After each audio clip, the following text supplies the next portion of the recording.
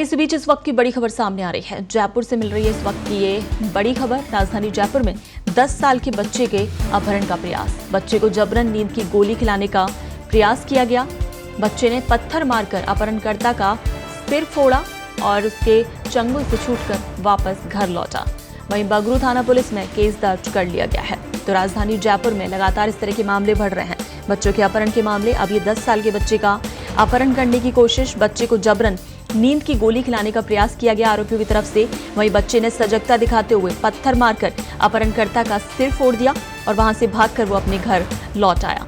फिलहाल बगरू थाने में पुलिस ने केस दर्ज किया गया है और मामले की पड़ताल की जा रही है कि आखिर बच्चे के अपहरणकर्ता ये कौन थे जो कि बच्चे को जबरन नींद की गोली खिलाने का प्रयास कर रहे थे।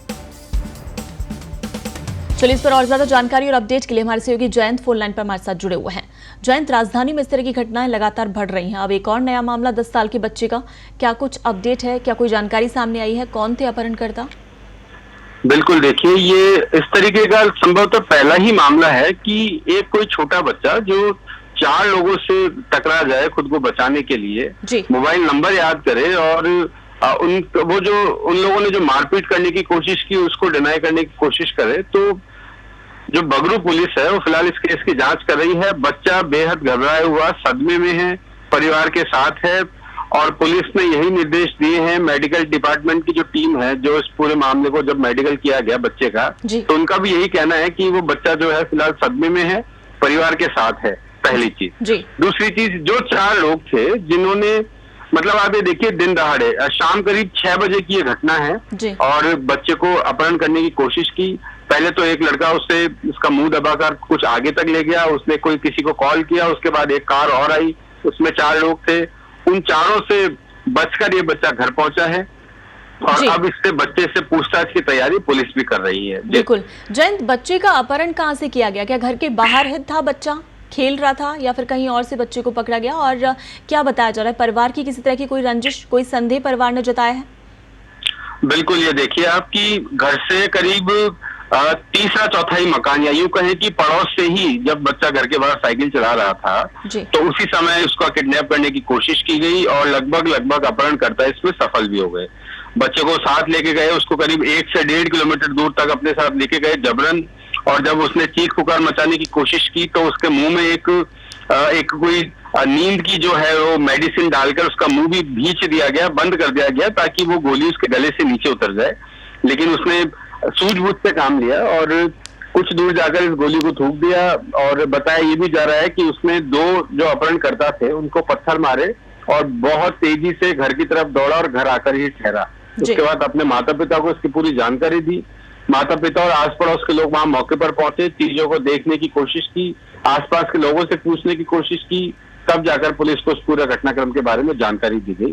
पुलिस को ये पूरी घटना जो है गंभीरता से इसकी जांच पुलिस कर रही है। सीसीटीवी कैमरे फुटेज जो है उनकी मदद देने की कोशिश की जा रही है ताकि दूध का दूध और पानी का पानी किया जा सके। जी, इस अपहरण के पीछे कारण क्या था? क्या वो कुछ निकल कर आया है सामने?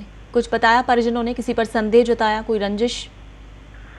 देखिए, जो रामकिशोर सैनी है, बच्चे के जो पिता हैं जिन्होंने मुकदमा दर्ज कराया है, पुलिस ने जब उनसे पूछताछ की तो उनका यही कहना था कि परिवार की ना तो किसी से रंजिश है, ना किसी से बिजनेस को लेके या अन्य किसी कारण को लेकर कोई तनाव है या विवाद है।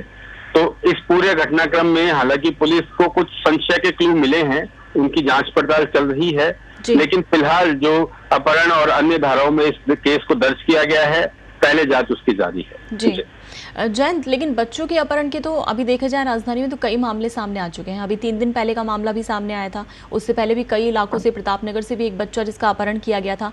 तो लगातार बच्चों के अपहरण हो रहे हैं, पुलिस का इस पर क्या कहना है?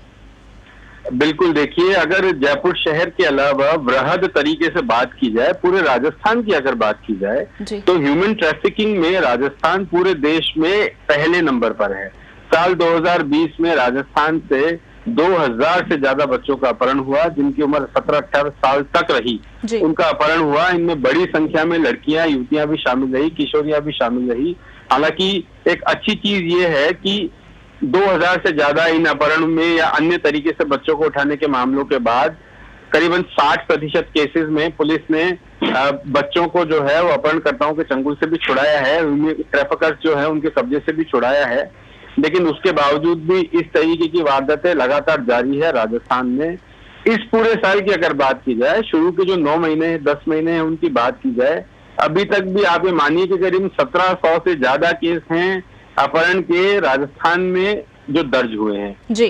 दरअसल पुलिस का सिस्टम भी यही है, डीजीपी के निर्देश दिए गए हैं 5 से 6 साल पहले कि अगर 15, 16, 17 साल तक का कोई बच्चा लापता होता है तो उसके खिलाफ बच्चे को लेकर तुरंत अपहरण की धाराओं में केस दर्ज किया जाए और उसको पूरे प्रदेश में और संभावित जो अन्य प्रदेश हैं, अन्य जगह है जहां उनकी सर्च की जाए ताकि उनको जल्दी से जल्दी बचाया जा सके। तो एक पूरा घटनाक्रम है। परिवार ये सही है कि बच्चों को अब बचाने की जरूरत है बदमाशों से, उनके माता पिता से। बिल्कुल जयंत, इस तमाम जानकारी के लिए शुक्रिया। लगातार इस तरह के मामले बात करें राजधानी की या प्रदेश की बढ़ते जा रहे हैं। ह्यूमन ट्रैफिकिंग के मामले में राजस्थान जो कि पहले नंबर पर है, तो अब जरूरत है अपने बच्चों को सुरक्षित रखने की, क्योंकि ये जो मामला सामने आया इसमें बच्चे ने सजगता दिखाई है, तो ऐसे ही बच्चों को अब सजग भी रहना होगा।